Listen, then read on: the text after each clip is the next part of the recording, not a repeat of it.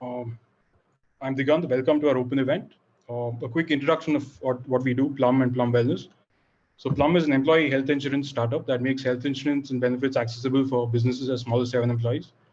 Plum Wellness is a well-being initiative from Plum. We focus on bringing a holistic approach to wellness, and that's why philosophy today. And we do a lot of other things. We'll see in the comment section. Aditi, if you can just drop a comment there of what we do. So just to set the context, why Stoicism today? The second wave of COVID hit us all hard. It was a serious crisis. We lost family, we lost friends, we lost jobs, and we lost entire businesses. And we have the uncertain cloud of another wave, the third wave upon us. So Stoicism is a philosophy that it offers a lot of wisdom to navigate such a world. And why that brings me to our guest today. Massimo Pigliucci is a KD Irani Professor of Philosophy at the City College of New York. His research interests include the philosophy of biology, the relationship between science and philosophy, the nature of pseudoscience, and the practical philosophy of Stoicism. He has published in international outlets such as the New York Times, Washington Post, Wall Street Journal, Philosophy Now, and the Philosopher's Magazine, among others. He's a philosopher, professor. He knows about pseudoscience. He knows about biology. I mean, there are not many better people in the world to be talking to us today about the pandemic. So welcome, Massimo. It's an honor to have you today. Our whole team is delighted to host you. Please, the stage is yours.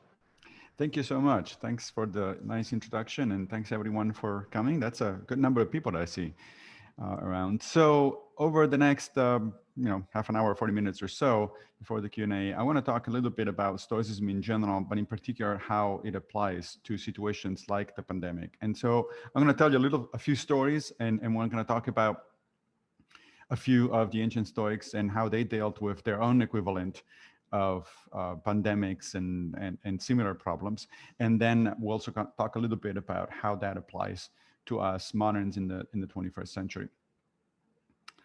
So pandemics, of course, are not a new phenomenon, or pandemics and plagues in general. They're not a new phenomenon. And this is actually right there, just this observation is part of a Stoic approach to things called the view from above. That is, whenever you are distraught about something, whenever you think that you're overwhelmed by a problem, that you don't know how to deal with it, never feel like you're the only person in the world experiencing that.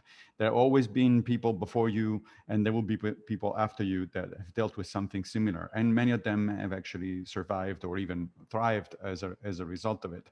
So one first observation that the Stoics make is whatever it is that afflicts you, whether it is a pandemic or something more smaller and local, immediately start to think about in a way that they call the view from above. Think about the fact that others have gone through this and they made it through.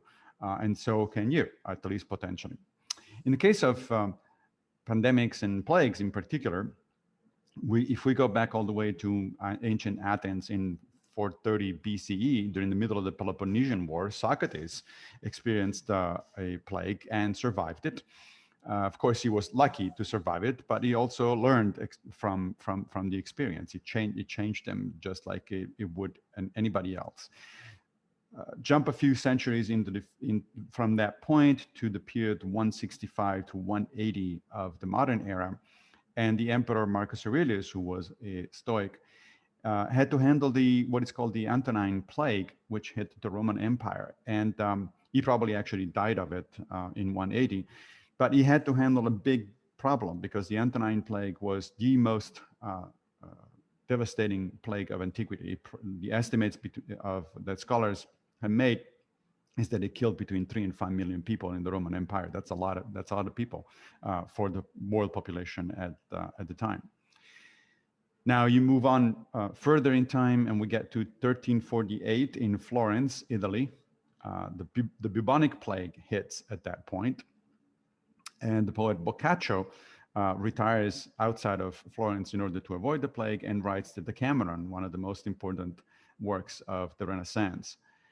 Move to 1593, Shakespeare writes Romeo and Juliet, while London theaters are closed because of the plague. Again, he goes outside to avoid the worst of it, and then he starts using the time to write.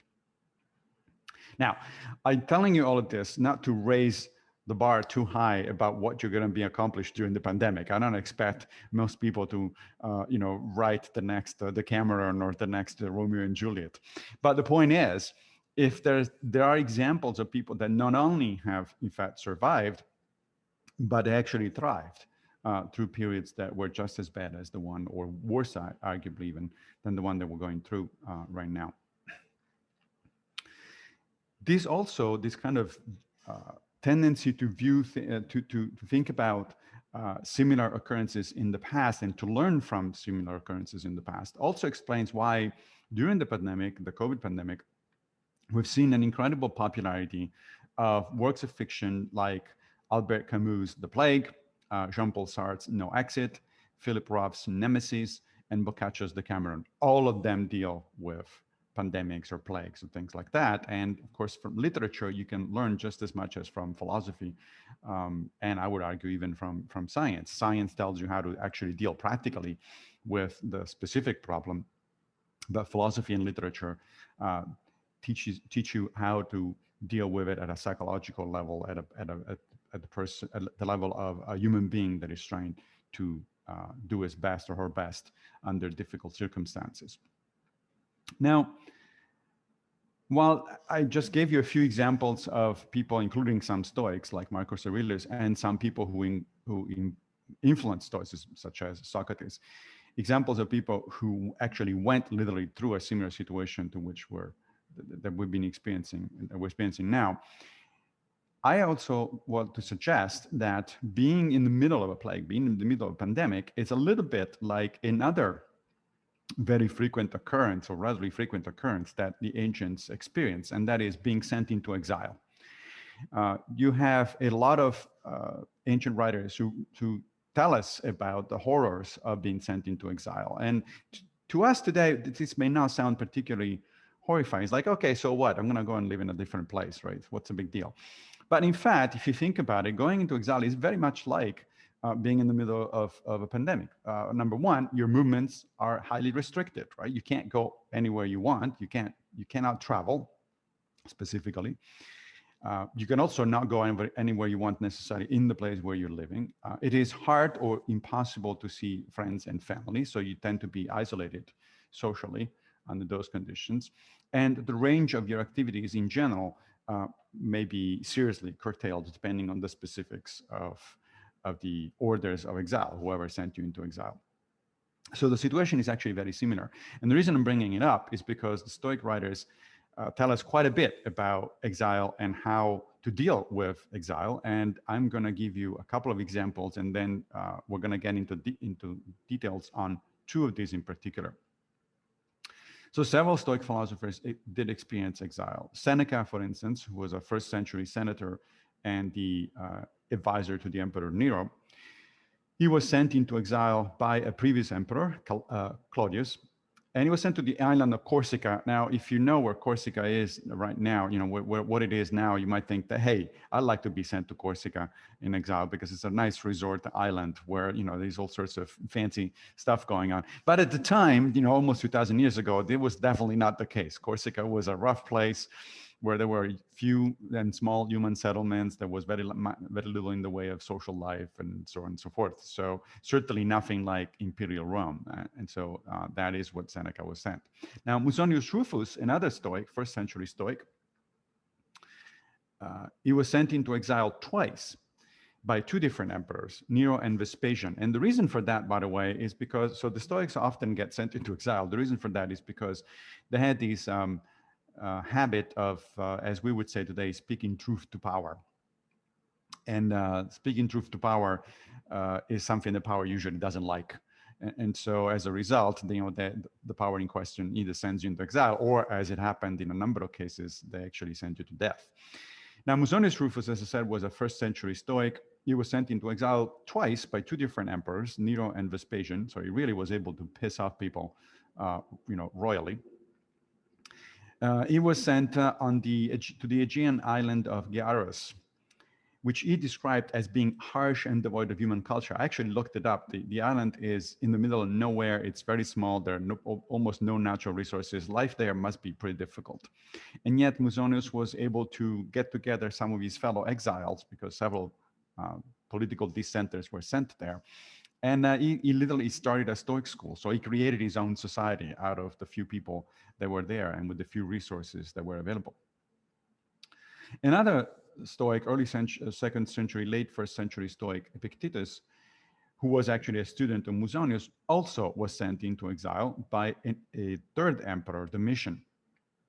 Epictetus had a better outcome, however, because he moved to Nicopolis, which still exists in northwestern Greece, and he reestablished his school. And the joke was on the emperor, because Epictetus' school became one of the most famous and most sought after in the entire Roman Empire. So he became a very famous person in part because he was sent into exile. But again, the notion is that being sent into a situation where your movements are restricted, where you cannot see friends and family and so on and so forth, was actually fairly common. And so people devised a number of strategies to change their attitude, to make the best out of whatever situation they had overall not much control over. So let me tell you a little bit now about two specific Stoics and what they said, what they wrote about exile, and how actually it applies to pretty much unchanged to a situation like a pandemic. The first one is Seneca, and I'm going to talk a little bit about a letter of consolation that he wrote from Corsica when he was in exile to his mother, Helvia. His mother was back in Rome, and she was, of course, worried, sick about the fact that she couldn't see her son, that maybe her son was not doing well, and perhaps both physically and sort of mentally, as we would say today. And so Seneca writes this letter of consolation to his mother, which has survived. And so we can glean a few Stoic lessons from the letter. And then later on, before we conclude, I'm going to go back to another major Stoic that I just mentioned, Epictetus, because he also has a number of things to say about not just exile, but in general, how to deal with adversity. So let me start with Seneca then. Early on in his letter, he reminds his mother that she had suffered much in her life, and that such suffering actually prepared her to withstand this new blow that fortune has brought to her. He says, and I quote, "Let those whose minds have been enervated by a long period of happiness weep and lament for many days and faint away on receiving the slightest blow. But those whose years have all been passed amid catastrophes should bear the severest losses with brave and unyielding patience." So he's reminding her, it's like, look, this is not the first time you're having a hard time. Stuff has happened in your life before, and you've dealt with it. You've survived. You have come across to on the other side. And so you should be able to do the same in this case. And in fact, he tells his mother that what she has suffered in the past has actually prepared her, because she has learned from life experiences. He says, quote, "You have gained nothing by so many misfortunes if you have not learned how to suffer." The concept here is that experience makes us wiser, of course, but only if we actually pay attention to it, right? Only if we're willing to learn from experience. I mean, you often hear that age will make you wiser, or that, when you get older, you get wiser, that experience will make you wiser. But Seneca here is saying, well, that's not necessarily the case. You can get older and not at all wiser, not a little bit wiser, if you're not paying attention to what happens to you and then learn lessons. If you just have life, sort of wash over you, and you don't pay attention, you don't learn, you don't try to improve yourself, then you get to an old age with just a bunch of things happen to you, but you're not an iota more wise than you were before. So experience and age are a necessary condition for wisdom. It's hard to imagine a teenager who is wise, for instance, not because he's stupid, not because he can't learn from things, but just because he doesn't have experience. Not enough things have happened. There hasn't been enough time in his life for him to experience things and to learn. However, just experiencing things doesn't make you wise. You have to pay attention. And that's a big Stoic lesson. Pay attention. The Stoics, in fact, had a word that they use for it, prosoke. Prosoke is often these days translated as mindfulness, But in fact, the literal translation is pay attention. And both Seneca and Epictetus keep repeating in their writings, like you need to pay attention to the here and now, to what is happening to you right now.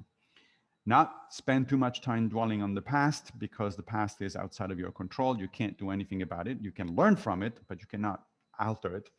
Nor worry too much about the future, because worrying about the future isn't going to help you. The best thing you can do about the future is to prepare for it. And the best way to prepare for the future is, in fact, to pay attention to what you're doing right here, right now, because that is where your agency is maximized. You can act here and now, not in the future, nor in the past. So Seneca writes to his mother about his general take on adversity. So he kind of zooms out, if you will, from the specific issue of himself being in exile to the general issue of adversity. How do we deal with adversity? And he basically launches into a mini lesson in Stoic philosophy. Now, to us today, this might seem a little strange. Like, what is this guy doing? He's writing to his mother, and then he gives him a lesson in philosophy, right? But in fact, these letters of consolation were also, although they were real personal letters, I mean, he actually did write to his mother. They were also a philosophical genre. They were actually meant for publication. He probably edited the letter later on, probably taking out some personal references, two personal references, and then made it widely available. So when he's writing, he's actually trying both to comfort his mother, but also he has in mind an audience, a larger audience. And here we are, 2,000 years ago, 2,000 years later, reading, in fact, bits and pieces of Seneca's letter. So he was right. There was going to be an audience, and we're still paying attention to what he was saying. So he launches into this mini lesson in Stoic philosophy, which was, as I said, the kind of part of the point of the letter. And he says, quote, external circumstances have very little importance either for good or for evil. The wise person is neither elated by prosperity nor depressed by adversity, for they have always endeavored to depend chiefly upon themselves and to derive in all their joys from themselves.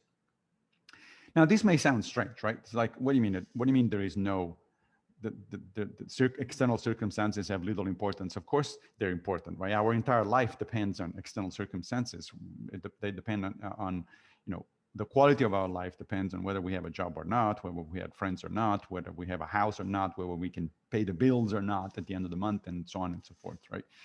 But for a Stoic, all of those things have value. They use the Greek word axia, which means value. So they think that these things are valuable, but they're not the most important thing in life. The most important thing in life is how we react to circumstances. In other words, it's our character, it's our judgment that it's important. Why?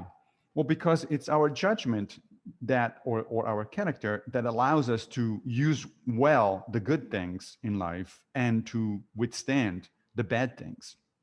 Right? If we don't react well, if we don't have a good judgment or good character, then even the good things are not going to be that good for us, because we're going to waste them, we're going to not appreciate them, etc. And certainly the evil things are going to be really evil because we don't know how to deal with them.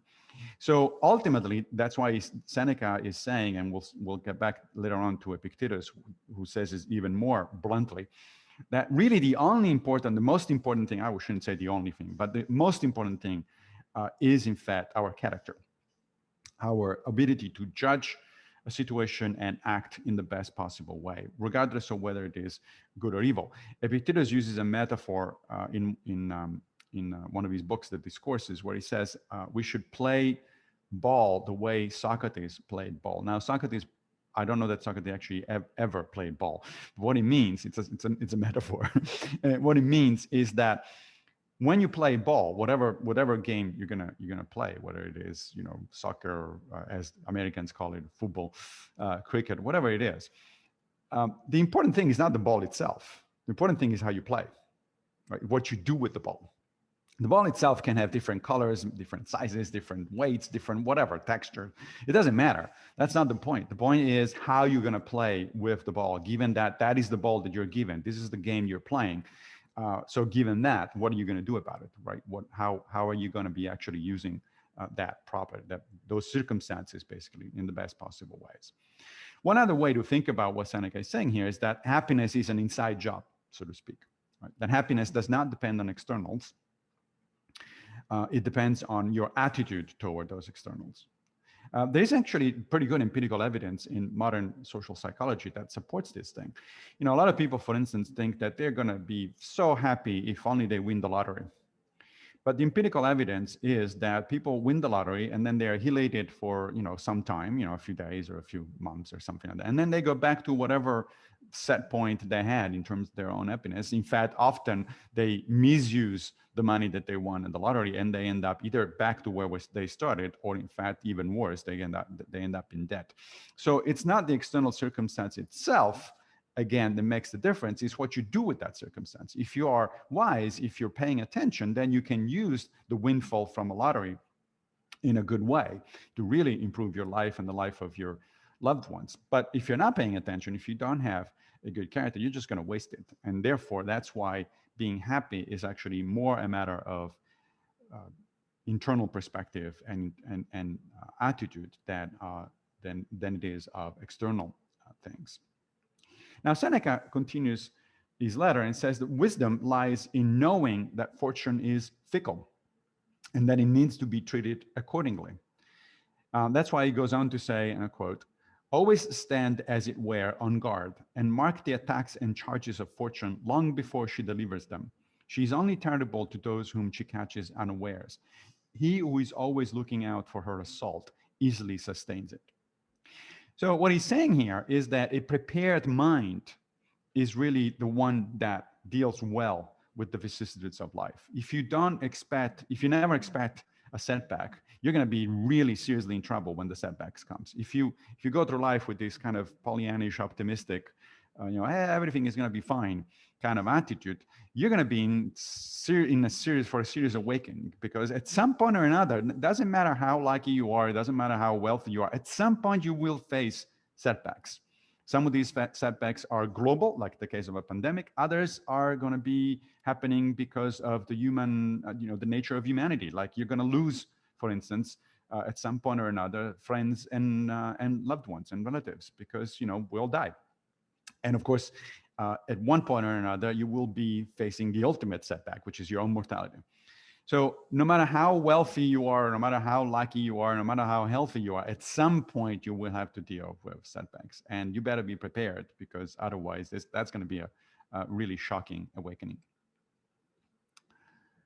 Notice also that Seneca here is making kind of an analogy with a fighter. Marcus Aurelius, another Stoic philosopher who wrote later on, a couple of centuries later, he says that we should always approach life as a fighter who is always on his guard, right? Because you never know where the blow is coming from. You always have to be ready to go. This may sound like a pessimistic view, but it's not, because we're also told that we should take advantage of when fortune is good, when good things are happening to us. We should take advantage of them. That is a perfectly rational thing to do. We have to take advantage of the good times, but at the same time, we don't want to get lulled by the good times into thinking that we're never going to experience bad ones, because the bad ones are coming one way or the other. Now, Seneca tells his mother that no matter where we are and what our situation may be, we will always have two faithful companions, two resources, in a sense, that are always with us. And he says, I quote, "Whithersoever we betake ourselves, two most excellent things will accompany us, namely a common nature and our own special virtue." Now, what does he mean by that? Our common nature is the nature of social beings capable of reason. And our special virtue lies in our own character. So Seneca says, no matter where you are, no matter what happens to you, you can always rely on two things. First of all, you're capable of reason, and therefore you can approach your problems by thinking about it in the right way. And you're a social being. In other words, you're going to try to make connections as much as possible with other human beings, and you're going to thrive to the extent that it is possible because you're a member of society. That's the common nature. We have those two things, sociability and the ability to reason. We have that in common with the rest of humanity. It's a characteristic of the human species. And then our special virtue. Our special virtue is our own character. That one is different from individual to individual, right? So my character is different from yours. My judgment is different from yours. But it always accompanies me. It's always part of me. In fact, for the Stoics, the major component of who we are is precisely our ability to judge things, to arrive at judgments, to decide one way or the other. Again, they have a specific word for that, which Epictetus uses a lot. It's called prohairesis, which is often translated as volition, or our ability to make decisions, right? So the idea here that Seneca is exploring is that circumstances cannot deprive us of either one of those two things. No matter what the circumstances are, you're going to have your own character and your own judgment on the one hand, and you're going to be part of a species of beings that is social and capable of thinking. And those are your two weapons. Those are the ones, the two things, the two common friends that are going to help you get through no matter what the circumstances. Seneca then reminds his mother that we're all in this together because we are a social species, right? So, I mean, we've seen during the pandemic a lot of solidarity, a lot of people coming together and helping each other because we are fundamentally a social species. I mean, this notion that especially Americans have of rugged individualism is nonsense. Nobody is a rugged individual. You cannot survive as a human being on your own. You always need other people, infrastructure, help them. It's like, oh, I'm on my own in Montana. I just use the internet. Well, guess who built the internet? You didn't do it. Guess who made it possible for you to be in relative isolation in Montana? There's no such a thing as an individual isolated from society as far as human beings are concerned. And sure enough, Seneca says, no place of banishment can be found in the whole world in which we cannot find a home. So it's like, no matter how bad the situation is, we're going to be with other people. We're going to be able to react in a certain way. Of course, some situations definitely worse than others. There's no question about it. But if, so Epictetus, for instance, as I said, was able to thrive in the city of Nicopolis because it's a real city with resources, et cetera, et cetera. He was in exile, but he was in exile in a nice place. But Musonius was able to thrive in a place on a deserted island, basically, with almost no resources. So literally, he's thinking of similar examples. Seneca is thinking of similar examples, although Seneca actually, to be historically accurate, wrote before both Epictetus and Musonius. So he was not thinking of those particular two examples. Now, sure enough, as soon as the pandemic hit, all right, the COVID pandemic hit, we formed new societies in a sense, right? By way of technological means, like Zoom, like what we're doing right now. I mean, normally, if I had been invited to give a presentation to your group, I would have had to make it all the way to India, which is possible. I mean, it's not like out of the question. I've traveled internationally before, but that takes a lot of preparation, a lot of resources, and enriches a relatively smaller number of people. Right? We're doing this thing in a different way because of circumstances. So again, we adapt to the circumstances. Marcus Aurelius, in his Meditations, writes that the obstacle becomes the way, meaning that you think about, which is a very Taoist actually way of thinking about stuff. You have an obstacle, instead of bumping your head against that obstacle and say, I wish that obstacle wasn't there. Well, why don't you stop thinking about it for a minute and then see if there is a way around that obstacle? Maybe there is a way to use the obstacle in new ways. You can dig below the wall or go around the wall or above the wall instead of having to keep bumping your head against it and break it, right? So there are different ways of doing things, and human beings are particularly adaptable to situations. Not infinitely adaptable, of course. I mean, at some point, there are situations that even we cannot adapt to, but we're far more adaptable and flexible than we even give ourselves credit for. Seneca says that we're often the cause of our own unhappiness because we value things that are not really that important. They have value, but they're not crucial. We're doomed, he says, by our greed, by our extravagance, by our constant quest for pleasure. And he says, quote, how unhappy are they whose appetite can only be aroused by costly food. And the costliness of food depends not upon its delightful flavor and sweetness of taste, but upon its rarity and the difficulty of procuring it. Does that sound familiar? So Stoicism is not very friendly to consumerism, I'm afraid. Right? So I know even people here in New York who just go to certain restaurants, not necessarily because the food is that much better, certainly not in comparison with the price that they pay, but because it comes from the other side of the world. It's very rare. It's very like, yeah, but why? what do you care about how rare something is? Shouldn't you be caring about how good it is, and it's particularly how about nutritious it is? From that point, Seneca launches into something that, had it been written today, may sound very much like an indictment of modern capitalism. He says, "Why do you amass fortune after fortune? Are you unwilling to remember how small our bodies are? Is it not frenzy and the wildest insanity to wish for so much when you can contain so little?" It's like, so you're accumulating all of these riches or this wealth or the many houses, lots of food and all that, but there's only one of you with one body. How many houses could you possibly sleep during your lifetime? How much food could you possibly eat? How many pairs of shoes could you possibly wear? And so on and so forth. Do you really need 4, 5, 10 of these things as opposed to just one of two? You're going for luxury, you're going for extravagance, and that causes only problems, because now you don't own your pleasures, you are owned by your pleasures. And that's the big difference, right? There's nothing in Stoicism is often presented as as if the Stoics were against pleasure. That's just not true. Seneca himself, in another of his writings, says pleasure is in agreement with nature, meaning it's natural for human beings to seek pleasure, and pain is against nature, meaning that it's natural for human beings to stay away from pain. And there's nothing wrong with that, so long as you are the one that owns the pleasure and not the other way around, so long as you don't become addicted to your pleasures.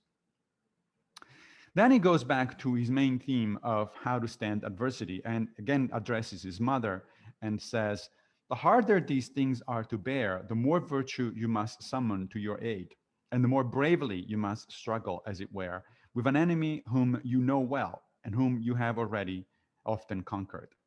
Right. So it's like you've been through this before. You have seen setbacks before. You've experienced setbacks before, and you came through.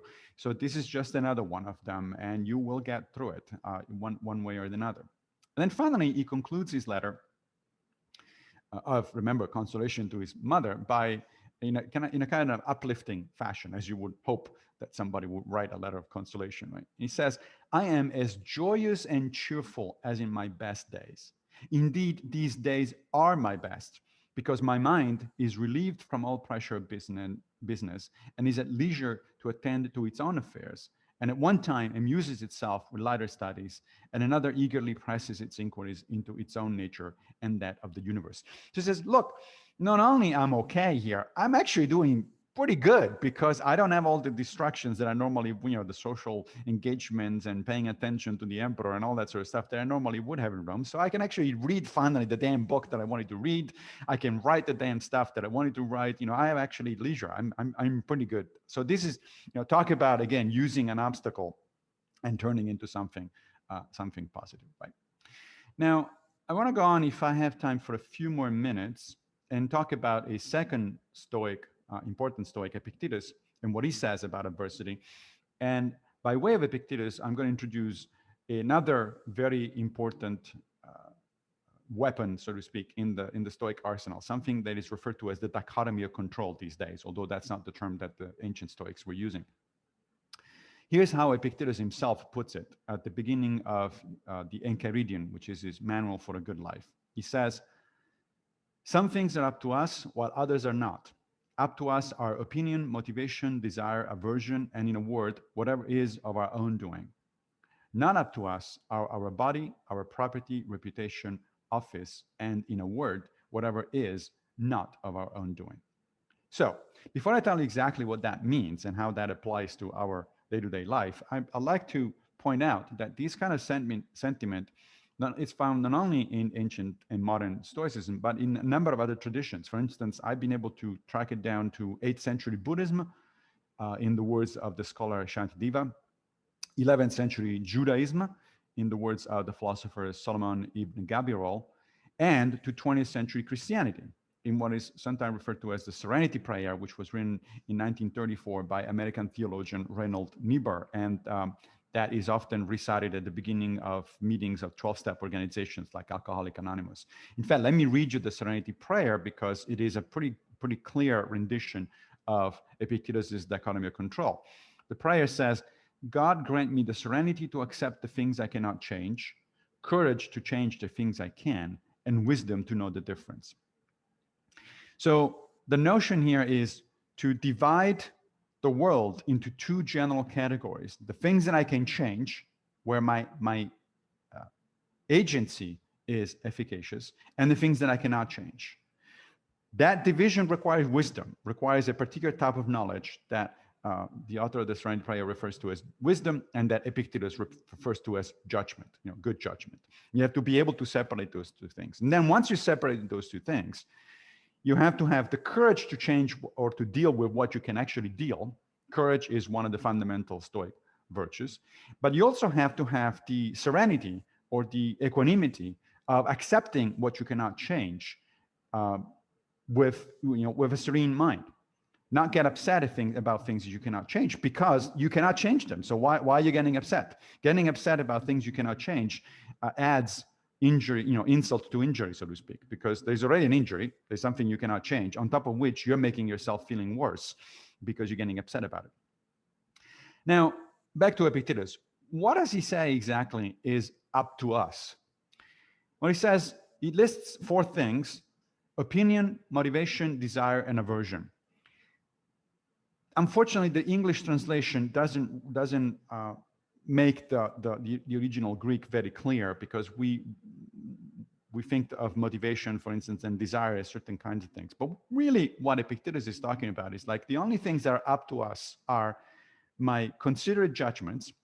If I decide that something is good or not good, or something like that, then that is my opinion, quote unquote. It's my considered judgment. My motivation means motivation to act or not to act. So my decisions to take a course of action or not take a course of action, that's up to me. And by desire and aversion, it means what we value and what we don't value. Not desire as in, oh, I have a desire for an ice cream right now, but desire as in, this is what I value and this is what I don't value. Those things are up to us, meaning that the buck stops with us, as Americans often say. That is, my opinions and judgments and etc. can be influenced by other people, but ultimately they are my opinion. If I act on something, if I make a decision and I act on something, I am the one that is responsible. I can't go around and say, oh, well, but so-and-so told me to do this. Yeah, he told you to do so, but you're the one that is doing it. And therefore you're responsible for doing it. What does he say is not up to us? A lot, if you think about it. He lists our body, meaning our health, our property, our reputation, and our office, meaning our career. It's like, and now a lot of people say, look at this list and say, whoa, whoa, whoa, what do you mean? What do you mean? These things are not up to me. Of course they're up to me. I can influence my health. I can take care of my health. I can, to some extent, handle my property. My reputation depends, at least in part, on my behavior. My career depends, at least in part, on my decisions. That's right. But you can only influence all those things. Ultimately, the outcome is not up to you. Let's take one of them, and since we're talking about a pandemic, let's take our body, right? So our health. Well, within a pandemic, what can I do about my health? I can try to understand what the nature of a pandemic, right? Inform myself about the nature of a pandemic, the nature of viruses and how they get transmitted. I can decide to follow the advice of, the World Health Organization or similar bodies. And so I can wear a mask in public, social distance, get a vaccine as soon as possible, sanitize my hands whenever is necessary, et cetera, et cetera. I can do all those things. Those things will make it less likely that I will be hit by the virus, but they will not guarantee anything. I can do all of those things and still get hit by the virus. Believe me, I'm a biologist. Viruses are really nasty stuff. They might get you no matter what. Notice also that the way I describe these things is what is up to me during a pandemic. Those are all decisions to act or not to act. Those are all judgments that I make. So Epictetus is right. When it comes to things like our health, what is up to us is our judgments and our decisions to act. What is not up to us is the results of it. We hope for a good result, but we don't necessarily get it. Right? So in essence, the Stoics think that the only things that are properly belong to us are our own considered judgments and decisions to do or not to do certain things. What doesn't belong to us are what they call externals, which is pretty much everything else. Right? including our body. And as I said, of course, our judgments can be influenced by others, but ultimately they are ours. Equally, we can influence events and people, but ultimately we don't actually control them. So here's another way to look at the dichotomy of control, which is, as I said, a fundamental Stoic notion, which is applicable to pretty much everything you do. And that is that the dichotomy of control tells us that we should aim at internalizing our goals. That whenever we set out to do something, we shouldn't be focusing on the outcome, which comes natural. We should be focusing on the effort. Why? Because the outcome is not ultimately up to us, but the effort is up to us. So for instance, are you up for a job interview? Well, don't wish to get the job, which is the thing that comes natural. Wish instead to do a good interview. If you do a good interview, you're more likely than not to get the job. But getting the job isn't up to you. Doing a good interview is up to you. Are you in love with someone? Don't wish that they love you back, because that's up to them, not to you. Wish instead that you can be a loving person. And of course, being a loving person makes it more likely that your partner will stick around with you. It doesn't guarantee it, however, right? But if it happens that your partner leaves you, then it's up to them. That's up to them. You are okay with yourself because you did everything you could given the circumstances. Or, third example, living in the middle of a pandemic, do not wish that the pandemic went away, because that's not under your control. Wish instead to behave prudently under the circumstances. As I said before, wear a mask, respect social distance, wash your hands, get a vaccine, all of that sort of stuff, right? But remember that that isn't going to guarantee your results. So if you go back to the Serenity Prayer, basically what the prayer says is like, I should have the wisdom to tell the difference between what I can and cannot control. The pandemic is not under my control, but my behavior within my pandemic is. I have to have the courage to act on what I actually do control, and at the same time prepare myself mentally to accept the outcome when the outcome is not under my control. Now, if we do that, Epictetus makes a big promise in the Enchiridion, in the manual. He says that if we really understand and practice the dichotomy of control, here's what happens. He says, and I quote, if you have the right idea about what really belongs to you and what does not, you will never be subject to force or hindrance. You will never blame or criticize anyone, and everything you do will be done willingly. That is, you are in control of what you do. You're not in control of what happens as a result of what you do, but you are in control of what you do. And human beings feel, psychologically feel much, much better when they have control over the situation. A major source of stress and depression is the feeling that we don't have control.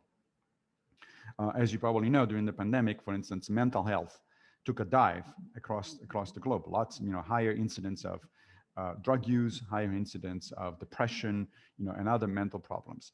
And part of the reason for these problems is, part of it is the isolation, the social, as I said before, we're social beings. So we thrive only in a social group.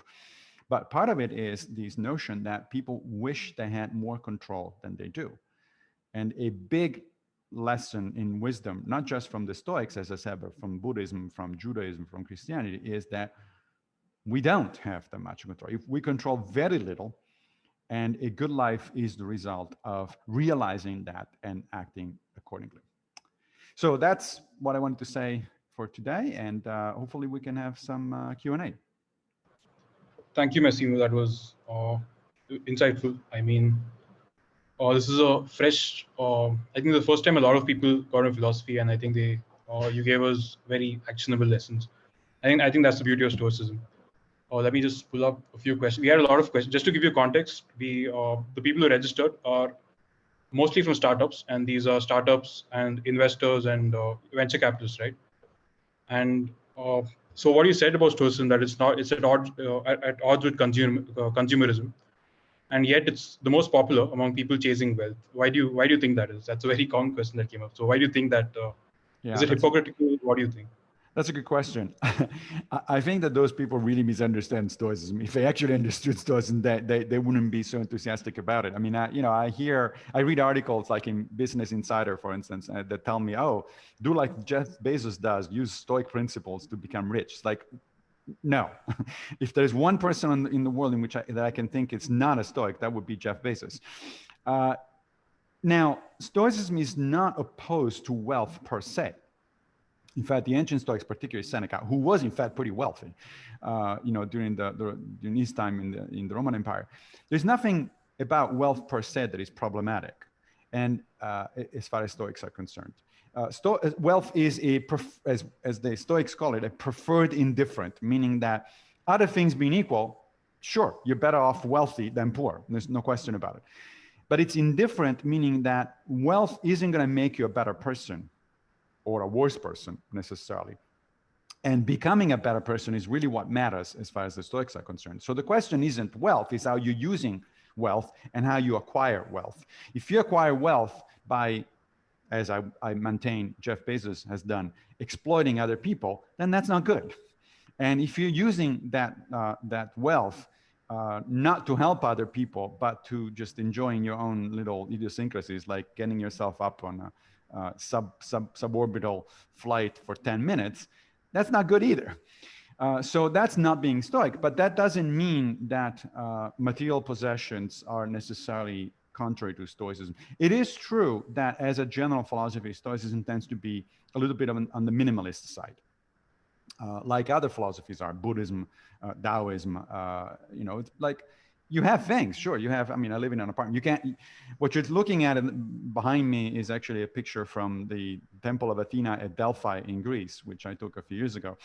You're not seeing my real apartment, but my apartment in Brooklyn is small. It's rather minimalist. We have the furniture we need, but not much else. We're happy that way because we focus on other things. We focus on what we do. We focus on the relationships we have with other people. You mentioned Jeff Bezos. There's another question about, we had Marcus Aurelius back then. Who's a Stoic? Who would be a Stoic figurehead today? Who's that famous person who you could tell right away that he's Stoic? Who do you think that person is? Sorry, say it again. Marcus Aurelius was a Stoic, who do you think the person? I mean, who's the person? It's not Jeff Bezos. You made that clear. Right. So who's that famous personality today who you think is Stoic? It could be anyone. It could be an entrepreneur, a sports person. Oh, that's a good question.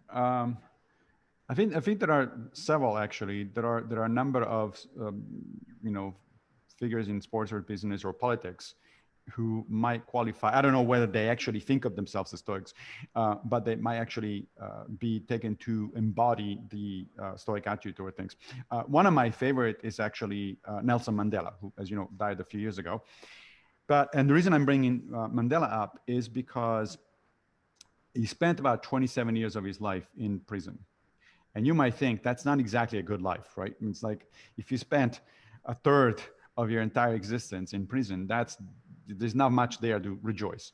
And yet, from a Stoic perspective, he did it for the right reasons, because he was fighting against injustice. He was fighting for his own people. And even had he not succeeded, he did succeed, as we know, eventually. But even had he not succeeded, a Stoic would have said that was a good life. Not a pleasant life, but a life worth living. Now, it turns out, actually, Nelson Mandela did, even though he didn't think of himself necessarily as a Stoic, he was influenced by Stoicism. During that time in prison, one of his fellow inmates, smuggled in a copy of Marcus Aurelius' Meditations. And Mandela read it, and he credits Marcus for the beginning of an internal change in his own attitude, in Mandela's own attitude, that eventually brought him to a better place. When he started reading the Meditations, he was understandably very angry and hateful, right? He was full of hatred for the people that were subjugating his people. He was angry about being in prison and so on and so forth, which, a lot of people would be under similar circumstances. But then he read Marcus Aurelius, and Marcus makes the Stoic point that anger is never a good thing, even when it's justified, even when you have good reasons to be angry. If you act on the basis of anger, very likely no good things is coming out of it. What you should try to do, on the other hand, is to remind yourself that even your jailer, even your oppressors are still human beings. They're fellow human beings. They're members of the same human cosmopolis, this universal city of humanity. And that very likely they think that what they're doing is the right thing. Very few people, get up in the morning and go to the mirror and behave like a Disney villain character, like, whoa, what kind of evil can I do today? Most people, even really bad people who do really bad things, they actually think that they're justified. Right? I'm sure that the people in charge during the apartheid, they really thought that blacks are inferior, that whites should be in charge, and so on and so forth. They thought that this was their divine right, or whatever it is, or their evolutionary right. However they thought about it. Once Mandela understood this, understood that what you need to do is actually to be understanding and even forgiving of your oppressor, and you have to get over your anger, that you have to reach out to the other person on the basis of your common humanity. He started acting on it, and that worked. I mean, that was his policy from that point on. Not only brought him eventually to finally end the apartheid, but even after apartheid ended, he continued that same policy, even though some of his own advisors were telling him, now it's our time, we should take revenge, we should, act as we, because we're in charge, and so on and so forth. He did not. He resisted those calls. He kept using this notion of reaching across and not being angry, and trying to be in community with other human beings. So Nelson Mandela would be one of my favorite examples. There is another one that I'd like to mention. Not quite as famous, but she's an interesting person in her own regard, and that's Susan Fowler. Susan became famous a few years ago because she was working at Uber Motor Company, and she was the one that denounced the culture of sexual harassment, pervasive sexual harassment at Uber, and that made a big splash. That was on the first pages of, front pages of newspapers and all that. Of course, as a result, she lost her job. She had to reinvent her career. She's doing fine now. She actually works for the New York Times, and she's an author. She's a journalist. But that was a really hard time that she went through. It took courage to do that sort of thing. She took a lot of abuse as a result of her actions. Now, it turns out Susan really is a Stoic. She practices Stoicism. There is a really interesting article essay that she published on her blog a few years ago, where she lists the 20 books that most influenced her and guided her in her life. And 3 of the top 4 are Stoic texts. She mentions Seneca, Marcus Aurelius, and Epictetus. So those are 2 of my favorite examples, but there are certainly others. Great. Quickly moving on to, I knew this was coming, Indian philosophy. There's a lot of parallels between Indian schools of thought, from Hinduism, Buddhism. You mentioned Buddhism, Jainism, on being detached to material pleasures. So how do you think this connection came? Could you just dive deep into any other trends you've seen with Indian philosophy and Stoicism? Yeah, there are actually a lot of similarities between Stoicism and a number of other philosophies. And as I said, in particular, I mentioned Buddhism, and not only in Indian philosophies, but also Chinese and Japanese philosophies. I mentioned Taoism. There are some similarities with Confucianism as well. Now, that's not to say that they're all the same thing. They're different philosophies. They have different historical roots. They have different cultural underpinnings, and some of what they teach is, of course, different. But I tend to be interested more in the similarities than in the differences, because I tend to think that if the same idea, for instance, the dichotomy of control, right, pops up in different cultures in different places, as I said, at least in 4 different cultures and places in the world, then there might be something to that. This is a notion that human beings have rediscovered in different times and different places, and so perhaps we should be paying attention. The problem I see in a lot of people is that they tend to focus on the differences. Oh, my philosophy is better than yours because, and of course, usually the reason for that is just because I grew up in the particular philosophy, I'm familiar with it. And that is why, or religions. Incidentally, I tend to think of religions as simply a type of philosophy of life. There's not much difference there between religion and philosophy. Of course, religions do tend to have sacred texts that you usually don't question. If you're a Christian and you start questioning Jesus, then it's a problem because Jesus is God. But and philosophies don't have sacred texts. I can question Epictetus or Seneca all I want. Nobody's going to send me to hell as a result of that, right? But those are superficial differences, I think. What really makes for a philosophy of life or a religion, I think, is three things. One, they all have a metaphysics, meaning an account of how the world works, right? Two, they have an ethics, which is an account of how we should behave in the world. And third, they have a series of practices. So let's take Christianity versus Buddhism versus Stoicism, for instance, right? So the metaphysics is different, but they each have their metaphysics. For the Christians, the world was created by a all benevolent and all-powerful God. Buddhists subscribe to other metaphysical notions like karma. Stoics subscribe to a materialist view of the world based on cause and effect. In terms of ethics, right, the Christians would say that we should behave according to the Ten Commandments and the teachings of Jesus. For a Buddhist, you need to recognize the Four Noble Truths and the Eightfold Path to Enlightenment. For the Stoics, there is the Dichotomy of Control and the Four Cardinal Virtues. And then in terms of practice, if you think about it, again, they're actually very similar. I mean, the Christians read their scriptures and they pray and they go to church. Buddhists meditate, they read their texts and they talk about it with other people. And Stoics engage in certain kinds of meditations, such as the view from above that I mentioned very early on in my talk, or journaling, philosophical journaling, talking to yourself about what you did and what you didn't do, and also read texts and discuss them. So what happens is, I think that often the metaphysics is very different between different religions and philosophies. The ethics tend to converge. They're not identical. There certainly are different nuances and different positions, but they have a lot more similarities in the ethics than in the metaphysics. And then the practices are superficially very dissimilar, but I think fundamentally they all serve the same purpose. I mean, whether you engage in a Buddhist meditation, one of the different kinds of Buddhist meditations or one of the different kinds of Stoic meditations, the fundamental point is you're trying to pay attention to what you think is problematic and you're trying to get better at it. So whatever technique you use is not as important as the fact that you're actually using it, the fact that you're actually doing it. Thanks. I see a lot of questions coming in. I know personally that you have a lot of media appearances and you write a lot, so we'll definitely link it in the show notes and answer all those questions. Since we're coming to the end, I'd like to ask two practical questions. I think one is a common question.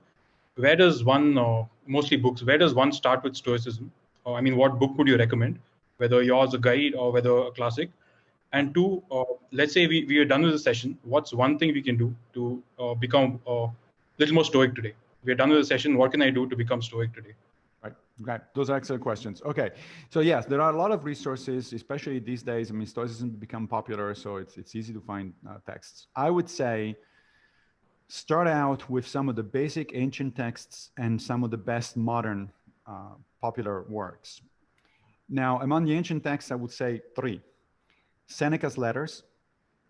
He wrote a series of 124 letters to his friend Lucilius, and they're basically a really nice introduction to ancient Stoicism. And they're very well written. They're a pleasure to read.